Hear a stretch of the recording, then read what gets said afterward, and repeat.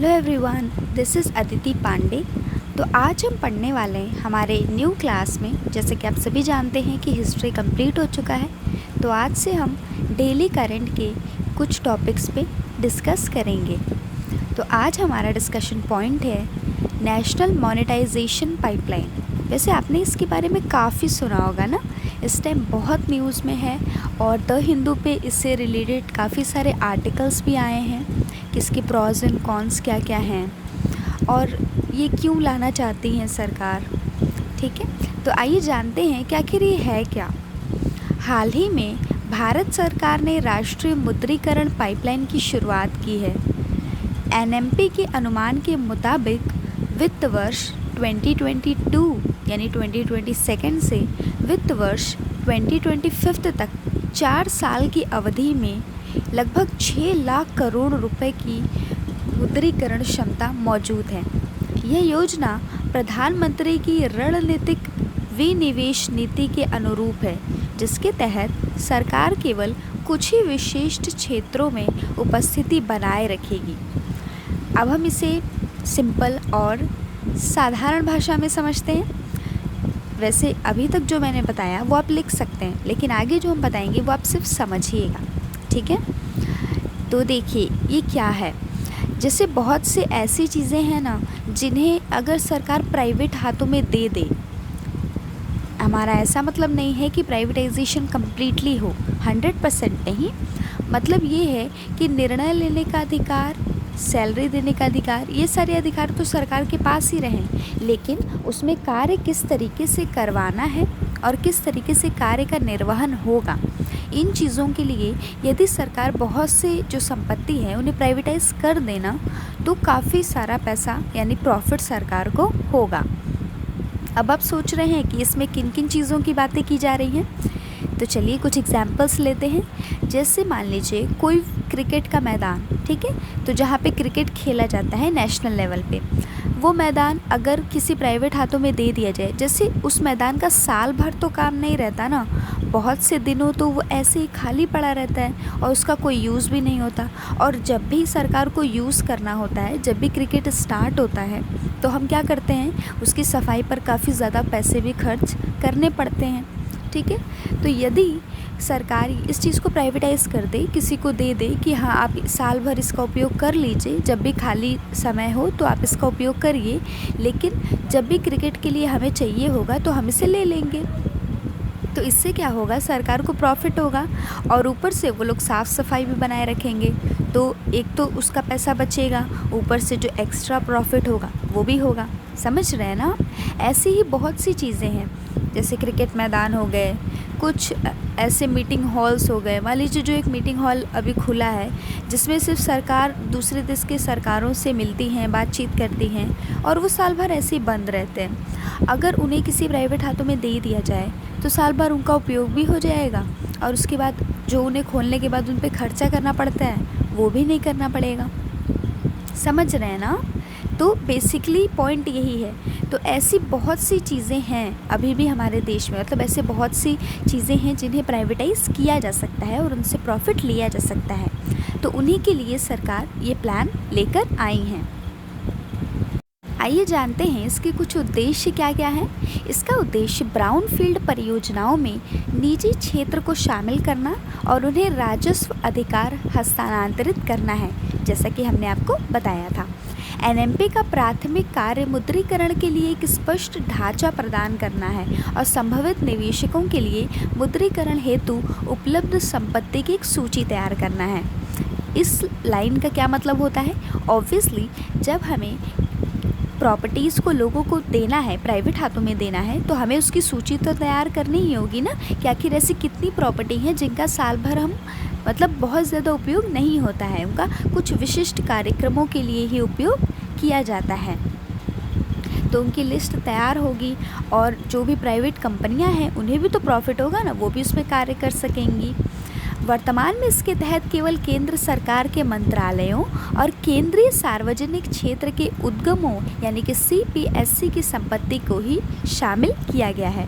क्या है ना कि सरकार के पास अभी पूरी लिस्ट मौजूद नहीं है कि आखिर कितनी चीज़ें और हैं, तो इसीलिए ये प्लान बहुत अच्छे से इम्प्लीमेंट नहीं हो पा रहा है। ये प्लान तो बहुत अच्छा है, अगर इस चीज़ का इम्प्लीमेंटेशन अच्छे से किया जाए ना तो काफ़ी प्रॉफिट हो सकता है। सरकार ने स्पष्ट किया है कि ब्राउनफील्ड संपत्तियां वे संपत्तियां हैं जिन्हें सरकार के द्वारा जोखिम रहित माना गया है और इसलिए निजी निवेश को प्रोत्साहित भी किया जा रहा है।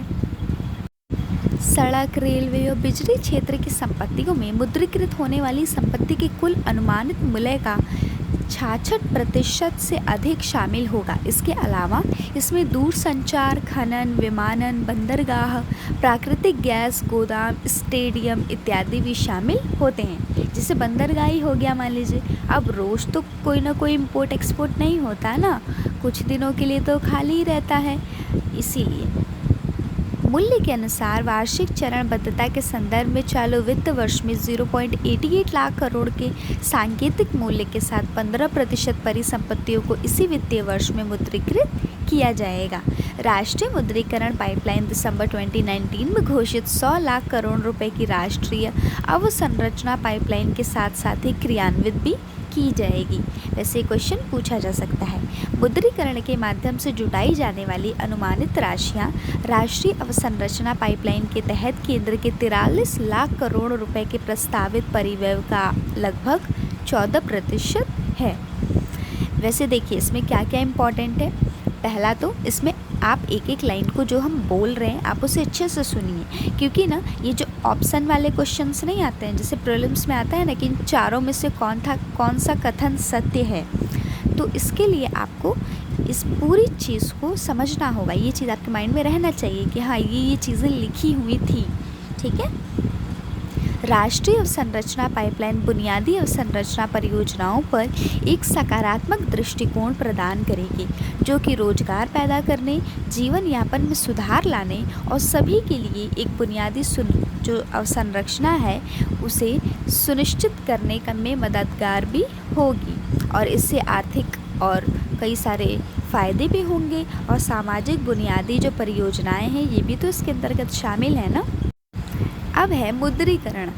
एक मुद्रीकरण लेन देन में सरकार मूल रूप से अग्रिम धन, राजस्व, हिस्सेदारी और अग्रिम परिसंपत्तियों में निवेश की प्रतिबद्धता के बदले में एक निर्दिष्ट लेन देन अवधि के लिए निजी पार्टियों को राजस्व अधिकार हस्तांतरित करती है, ठीक है।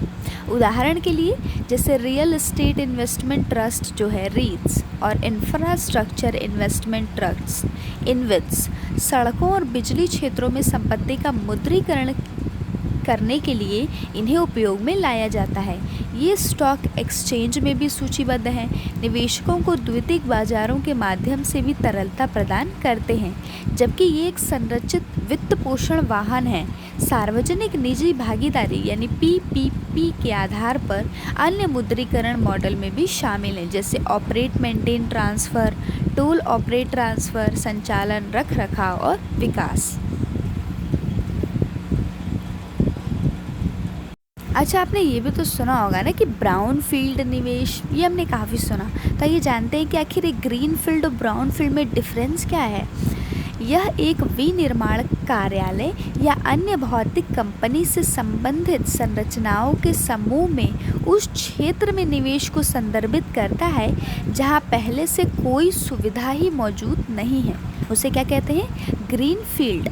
और ब्राउन फील्ड में क्या है, जिन परियोजनाओं को संशोधित या उन्नत किया जाता है उन्हें ब्राउन फील्ड परियोजना कहा जाता है। मान लीजिए कोई परियोजना है, ठीक है, जैसे कि हमने क्या कहा था, स्टेडियम पहले से है तो उसमें पहले से ही कुछ चीज़ें होती हैं, ऐसा तो नहीं है कि वो खाली है।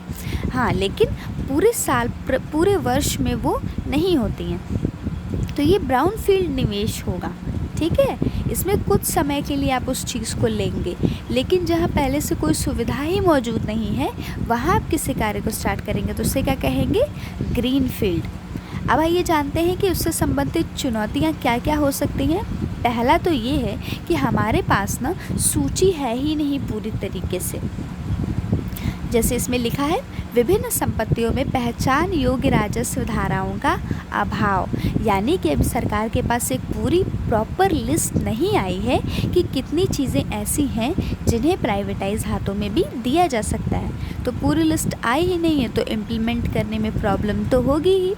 एयर इंडिया और बीपीसीएल समेत सरकारी कंपनियों में निजीकरण की धीमी रफ्तार, और कुछ जगह इन्हें संदेह भी है, जैसे अगर प्राइवेटाइजेशन कुछ जगहों पे उनकी काफ़ी मतलब उनका जो ग्रोथ हो रही है वो काफ़ी स्लो हो रही है, तो इसलिए सरकार थोड़ी सी कंफ्यूज्ड भी है इस चीज़ को लेकर कि ऐसा करने से अगर ग्रोथ काफ़ी कम हुई तो, क्योंकि हमने एक टारगेट रखा है ना कि हमें इतने पैसे कमाने हैं, तो यदि वो टारगेट पूरा नहीं हुआ तो लॉस हो जाएगा।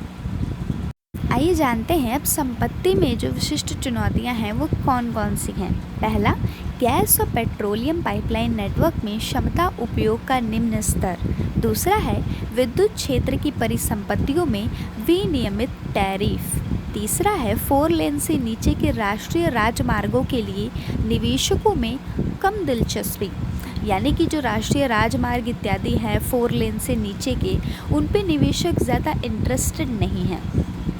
उदाहरण के लिए कोंकण रेलवे में राज्य सरकार सहित कई हितधारक हैं जिनकी कंपनियों में हिस्सेदारियां हैं। आगे की राह क्या हो सकती है? पहला, अगर हम कुछ कंक्लूजन निकालेंगे तो कंक्लूजन क्या होगा कि इम्प्लीमेंटेशन अच्छे से होना चाहिए। ठीक है, प्लान तो ठीक है, मान लीजिए आपने एक अच्छा सा टाइम टेबल बना लिया अपने लिए, ठीक है, कि हाँ पूरे दिन इस तरीके से कार्य करेंगे, लेकिन उस टाइम टेबल का क्या ही फ़ायदा जब आप उसे अच्छे से इम्प्लीमेंट ही नहीं कर रहे हैं। जो आपने लिखा है उसमें कि हम 8 बजे पढ़ेंगे बट आप 8:30 बजा देते हैं, तो फिर क्या फ़ायदा हुआ उस टाइम टेबल का? आपने इम्प्लीमेंटेशन तो अच्छे से की ही नहीं। तो वही लिखा है कि क्रियान्वयन ही सफलता की कुंजी है। यदि आपको सक्सेस चाहिए तो पहले जो भी प्लान्स आपने बनाए हैं उसे इम्प्लीमेंट करिए, और जो प्लान इम्प्लीमेंट ना हो पाए उन प्लान को चेंज कर दीजिए।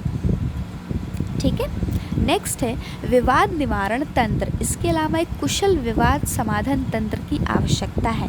इसके लिए हमें एक अच्छी कमेटी की आवश्यकता है। ठीक है, क्योंकि ये कार्य बहुत बड़ा है ना, पूरे राष्ट्र में है, ऐसा तो नहीं है कि किसी एक स्टेट की ही हमें संपत्ति को प्राइवेटाइज करना है, पूरे राष्ट्र में जो है सूचीबद्ध करना, तो उसके लिए हमें एक टीम की आवश्यकता है, एक टीम वर्क की काफ़ी ज़्यादा नीड है। नेक्स्ट है बहुहितधारक दृष्टिकोण। बुनियादी ढांचे की विस्तार योजना के सफल अन्य हितधारकों संबंधी उनकी उचित भूमिका निभाने पर भी निर्भर करेगी। मान लीजिए हमने टीम बना दिया, स्ट्रैटेजी बना दी, अब उस पर वर्क भी तो करना पड़ेगा ना अच्छे से। अगर वर्क ही नहीं हुआ तो फिर तो ये कार्य अच्छे से नहीं हो पाएगा। तो आई होप आपको ये पॉइंट बहुत अच्छे से समझ में आ गया होगा। और आखिर क्या है मोनेटाइजेशन, क्या है ग्रीन फील्ड और ब्राउन फील्ड, ये आप समझ गए होंगे।